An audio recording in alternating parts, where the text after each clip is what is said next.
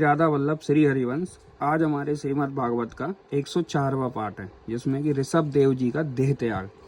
श्री राजा परीक्षित ने पूछा, भगवान, योग रूप वायु से प्रज्वलित हुई ज्ञानाग्नि से जिनके रागादि कर्म बीज दग्ध हो गए हैं, उन आत्माराम मुनियों को देववश यदि स्वयं ही अड़िमादि सिद्धियां प्राप्त हो जाएं, तो वे उनके राग द्वेषादि कलेशों के का कारण तो किसी प्रकार को नहीं सकती। फिर भगवान ऋषभ ने उन्हें स्वीकार क्यों नहीं किया? श्री सुखदेव जी ने कहा, तुम्हारा कहना ठीक है, किंतु संसार में जैसे चालाक व्याध अपने पकड़े हुए मृग का विश्वास नहीं करते, उसी प्रकार बुद्धिमान लोग इस चंचल चित्त का भरोसा नहीं करते। ऐसा ही कहा भी है, इस चंचल चित्त से कभी मैत्री नहीं करनी चाहिए। इसमें विश्वास करने से ही मोहिनी रूप में फंसकर महादेव जी का चिरकाल का संचित तप क्षीण हो गया था। जैसे व्यभिचारिणी स्त्री जार पुरुषों को अवकाश देकर उनके द्वारा अपने को विश्वास रखने वाले पति का वध करा देती है, उसी प्रकार जो योगी मन पर विश्वास करते हैं, उनका मन काम और उसके साथी क्रोधादि शत्रुओं को आक्रमण करने का अवसर देकर उन्हें नष्ट भ्रष्ट कर देते हैं। काम, क्रोध, मद, लोभ, मोह और भय आदि शत्रुओं का तथा कर्म बंधन का मूल तो यह मन ही है। इस पर कोई भी बुद्धिमान कैसे विश्वास कर सकता है? इसी से भगवान ऋषभ देव यज्ञपि इंद्रादि सभी लोकपालों के भी भूषण स्वरूप थे, तो भी वे जड़ पुरुषों की भांति अवधूतों से विविध भेष, भाषा और आचरण से अपने ईश्वरीय प्रभाव का छिपाए रहते थे। अंत में उन्होंने योगियों को देह त्याग की विधि सिखाने के लिए अपना शरीर छोड़ना चाहा। वे अपने अंतःकरण में अभेद रूप से स्थित परमात्मा को अभिन्न रूप से देखते हुए वासनाओं की अनुवृत्ति से छूटकर लिंग देह के अभिमान से भी मुक्त होकर उपराम हो गए। इस प्रकार लिंग देह के अभिमान से मुक्त भगवान ऋषभ देव जी का शरीर योग माया की वासना से केवल अभिमान अभ्यास के आश्रय ही इस पृथ्वी तल पर विचरता रहा। यह देववश कोंक, बेंक और दक्षिण आदि कुटक कर्नाटक के देशों में गया और मोहे में पत्थर का टुकड़ा डाले तथा बाल बिखेरे उन्मत्त के समान दिगंबर रूप से कुटकाचल के वन में घूमने लगा। इसी समय झंझावाट से झकझोरे हुए बांसों के घर्षण से प्रबल दावाग्नि धधक उठी और उसने सारे वन को अपनी लाल लाल लपटों से लेकर ऋषभ देव जी के सहित भस्म कर दिया।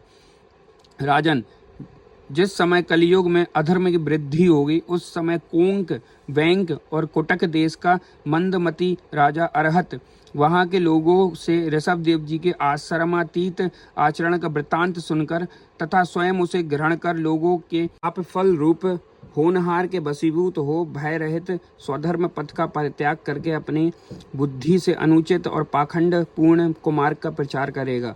उससे कलियुग में देव माया से मोहित अनेकों अधम मनुष्य और शास्त्र विहित शौच और आचार को छोड़ बैठेंगे। अधर्म बहुल कलियुग के प्रभाव से बुद्धिहीन हो जाने के कारण वे स्नान न करेंगे, आचमन न करेंगे, अशुद्ध रहना, केस से नुचवाना आदि ईश्वर का तिरस्कार करने वाले पाखंडियों को मनमाने ढंग से स्वीकार करेंगे और प्रायः वेद, ब्राह्मण एवं भगवान यज्ञ पुरुष की निंदा करने लगेंगे। वे अपनी इस नवीन अवैधिक स्वेच्छाकृत प्रवृत्ति में अंध परंपरा से विश्वास करके मतवाले रहने के कारण स्वयं ही घोर नरक में गिरेंगे। भगवान का यह अवतार रजोगुण से भरे हुए लोगों को मोक्ष मार्ग की शिक्षा देने के लिए ही हुआ था। इसके गुणों का वर्णन करते हुए लोग इन वाक्यों को कहा करते हैं, ओ 7 समुद्रों वाली पृथ्वी के समस्त द्वीप और वर्षों में यह भारतवर्ष बड़ी ही पुण्य भूमि है, क्योंकि यहाँ के लोग श्रीहरि के मंगलमय अवतार चरित्रों का गान करते हैं। ओ महाराज, प्रियव्रत का वंश बड़ा ही उज्ज्वल और श्वेतपूर्ण है, जिसमें पुराण पुरुष श्री आदि नारायण ने ऋषभ अवतार लेकर मोक्ष की प्राप्ति कराने वाले परमहंस्य धर्म का आचरण किया। ओ इन जन्म रहित भगवान ऋषभ देव के मार्ग पर कोई दूसरा योगी मन से भी कैसे चल सकता है? क्योंकि योगी लोग जिन योग सिद्धियों के लिए लालयित होकर निरंतर प्रयत्न करते रहते हैं, उन्हें इन्होंने अपने आप प्राप्त होने पर भी असत्य समझकर त्याग दिया था। राजन, इस प्रकार संपूर्ण वेद, लोक, देवता, ब्राह्मण और गौओं के परम गुरु भगवान ऋषभ देव का यह विशुद्ध चरित्र मैंने तुम्हें सुनाया, यह मनुष्यों के समस्त पापों का हरण करने वाला है।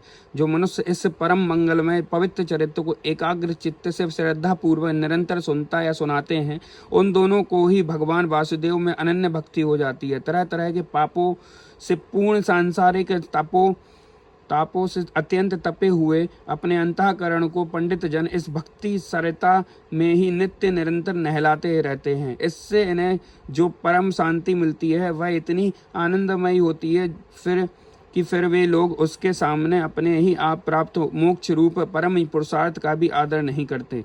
भगवान के निज जन हो जाने से ही समस्त पुरुषार्थ सिद्ध हो जाते हैं। राजन, भगवान श्री कृष्ण स्वयं पांडव लोगों के और यदुवंशियों के रक्षक, गुरु, इष्टदेव, सुहद्र और कुलपति थे। यहाँ तक कि वे कभी कभी आज्ञाकारी सेवक भी बन जाते थे। इसी प्रकार भगवान दूसरे भक्तों के भी अनेक कार्य कर सकते हैं और उन्हें मुक्ति भी देते हैं, परंतु मुक्ति से भी बढ़कर जो भक्ति योग हैं उसे सहज में नहीं देते। निरंतर विषय भोगों की अभिलाषा करने के कारण अपने वास्तविक श्रेय से चिरकाल तक बेसुध हुए लोगों को जिन्होंने करुणा बस निर्भय आत्म लोक का उपदेश दिया और जो स्वयं निरंतर अनुभव होने वाले आत्म स्वरूप की प्राप्ति से सब प्रकार की तृष्णाओं से मुक्त थे, उन भगवान ऋषभ देव को नमस्कार है। श्री कृष्णाम चरण अस्तु।